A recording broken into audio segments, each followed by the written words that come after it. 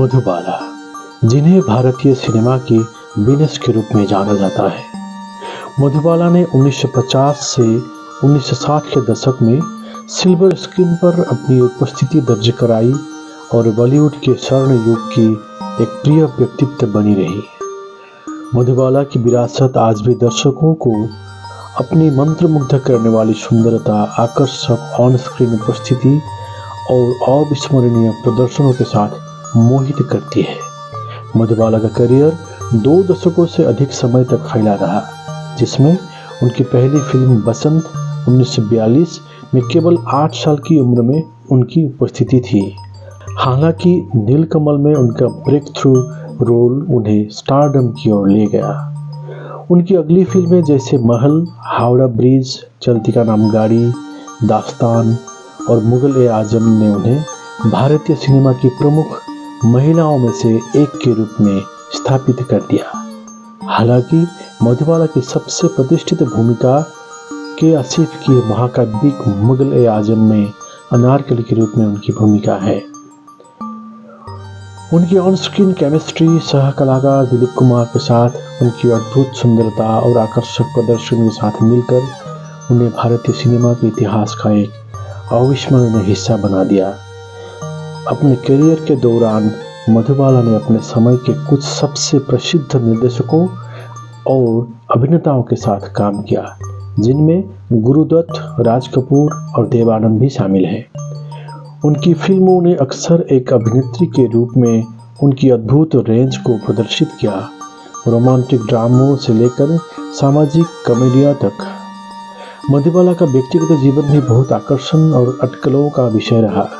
दिलीप कुमार के साथ उनका उथल-पुथल भरा रिश्ता और किशोर कुमार से उनकी शादी ने उन्हें सुर्खियों में रखा। 36 वर्ष की आयु में उनकी असामयिक मृत्यु के बावजूद मधुबाला की विरासत पीढ़ियों के अभिनेताओं, फिल्म निर्माताओं और प्रशंसकों को प्रेरित करती है। जब हम मधुबाला की 92वीं जयंती मनाते हैं तो हम उन्हें एक कालातीत सुंदरता, एक प्रतिभाशाली अभिनेत्री और भारतीय सिनेमा की एक स्थायी प्रतीक के रूप में याद करते हैं।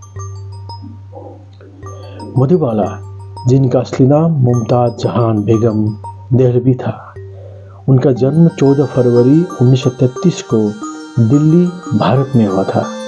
आज अगर जिंदा होती तो 92 साल की होती। जब उनके पिता ने पेशावर में एक तंबाकू कंपनी में अपनी नौकरी खो दी, उनका परिवार तब बम्बई चला गया और वहीं मधुबाला की फिल्म उद्योग में यात्रा शुरू हुई।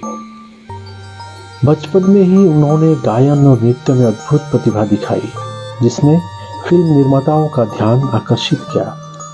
प्रसिद्ध निर्माता देविका रानी द्वारा मधुबाला नामित की गई वह जल्द ही प्रसिद्धि के शिखर पर पहुंच गई। वह अपने बड़े परिवार के लिए मुख्य वित्तीय सहारा बन गई। उन्हें साधारण सफ़ेद साड़ियाँ पहनना पसंद था। घर पर वह मैक्सी पहनती थी और अपने बालों में मोगरा लगाती थी।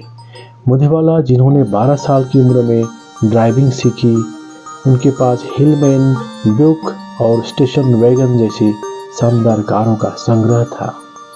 उन्होंने प्रसिद्ध रूप से दिलीप कुमार के साथ प्यार किया, जो कई फिल्मों में उनके सह कलाकार थे, जिनमें तराना शामिल है।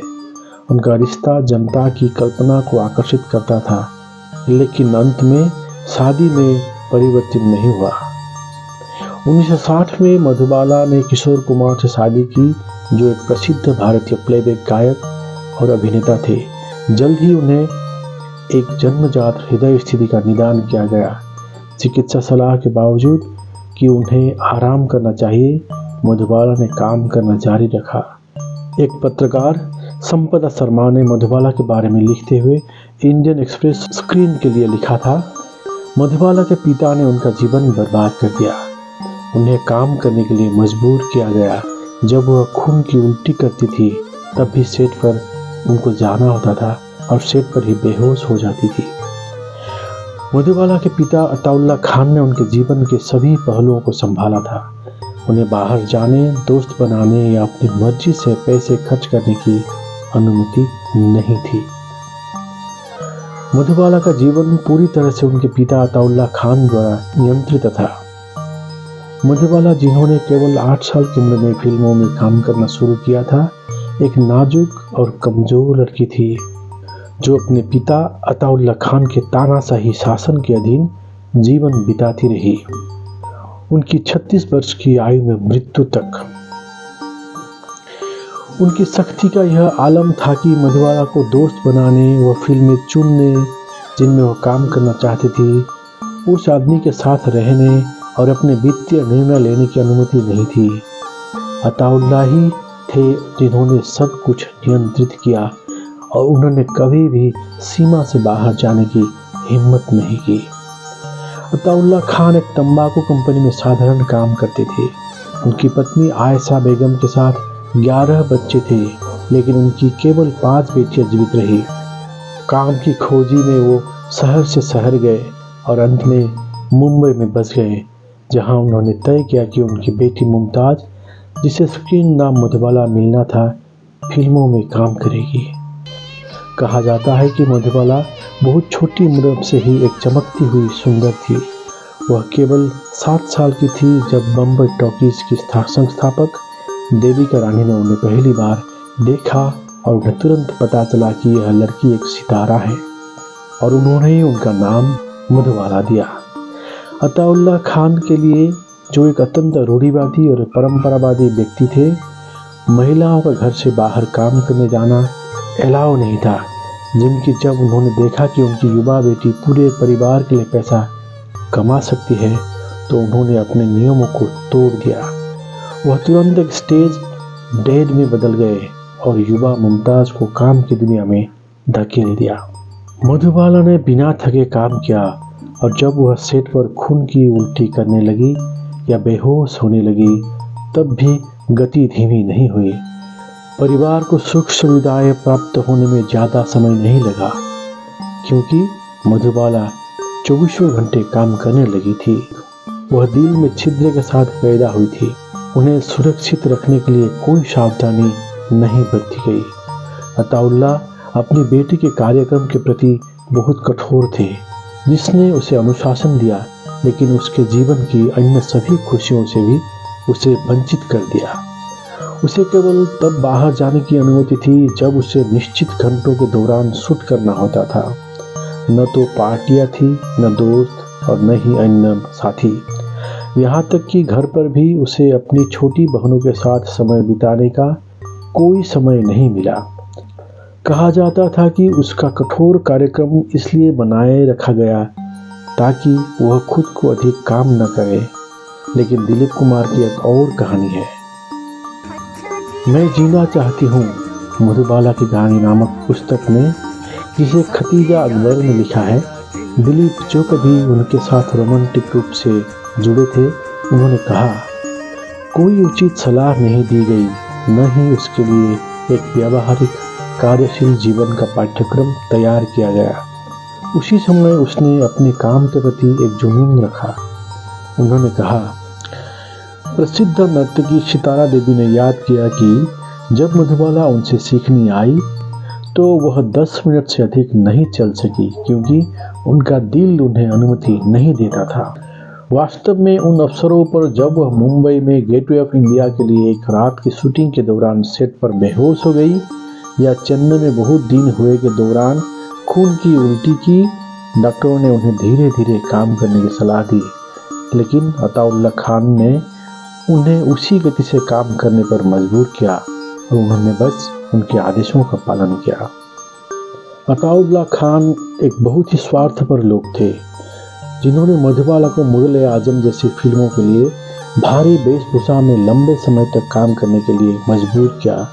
लेकिन जब भी बॉम्बे के बाहर शूटिंग के बारे में बात होती, तो उन्होंने अपने पैर खड़े कर दिए, यह कहते हुए कि वहाँ कोई अस्पताल नहीं होगा, जैसे कि नया दौर के मामले में, जिसमें उनकी बेटी के प्रेमी दिलीप थे।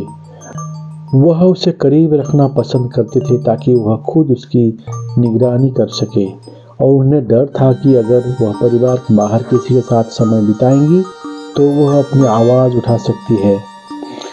मधुबाला के करियर के शुरू होते ही अताउल्ला ने तय किया कि वह जिम्मेदार व्यक्ति हैं। उन्होंने यह चुना कि वह किस फिल्म निर्माता और फिल्मों में काम करेंगी और प्रति प्रोजेक्ट वह कितनी राशि कमाएंगे।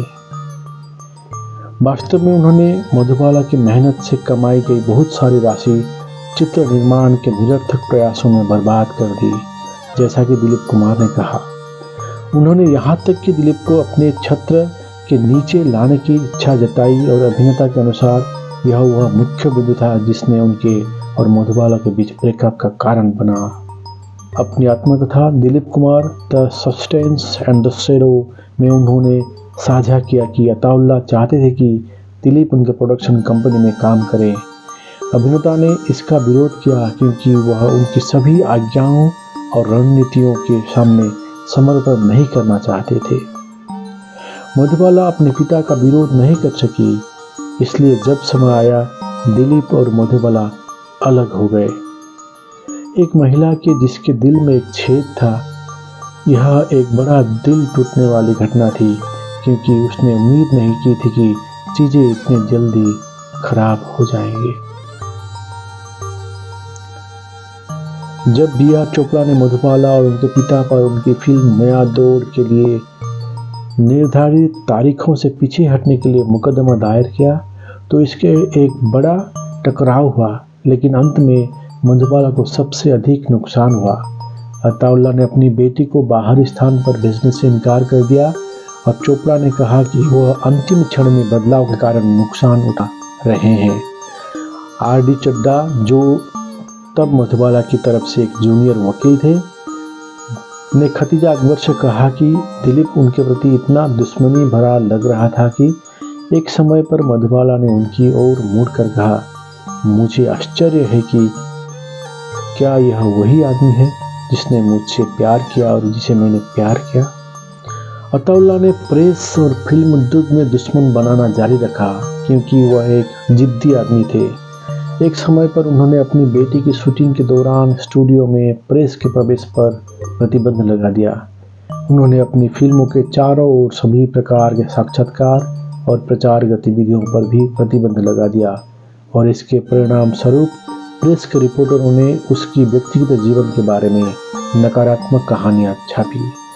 मधुबाला ने इन सब को देखा लेकिन चुप रही क्योंकि वह आज्ञाकारी बेटी थी जो अपने पिता के खिलाफ आवाज नहीं उठा सकती थी। मधुबाला अपने पिता के साथ संबंध तोड़ नहीं सकी और यह उनके जीवन में सबसे बड़ा नुकसान था क्योंकि वह उन्हें कठपुतली की तरह नियंत्रित करते रहे। यहाँ तक कि उनकी मेंटर देविका रानी ने खतीजा अख्तर से कहा, उनकी अत्यधिक महत्वाकांक्षी पिता ने उनका जीवन बर्बाद कर दिया।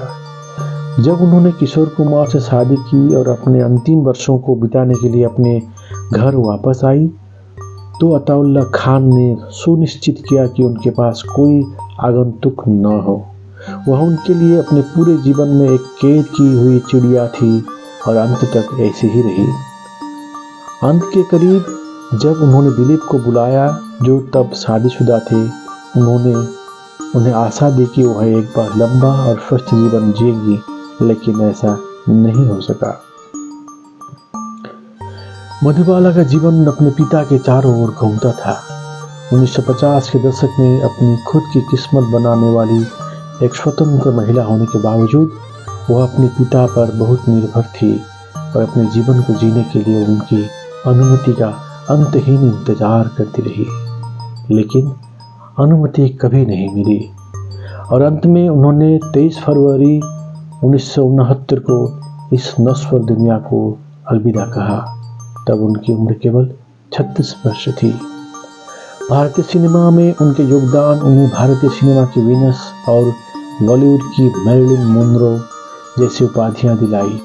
अपनी छोटी सी जिंदगी के बावजूद मधुबाला भारतीय सिनेमा की एक स्थायी प्रतीक बनी हुई है, जिन्हें उनकी सुंदरता, प्रतिभा और दुखद कहानी के लिए आज भी याद किया जाता है। तो दोस्तों, आज के लिए इतना ही। आपने अभी तक मेरा चैनल सब्सक्राइब नहीं किया हो तो सब्सक्राइब कीजिए और लाइक कीजिए। धन्यवाद।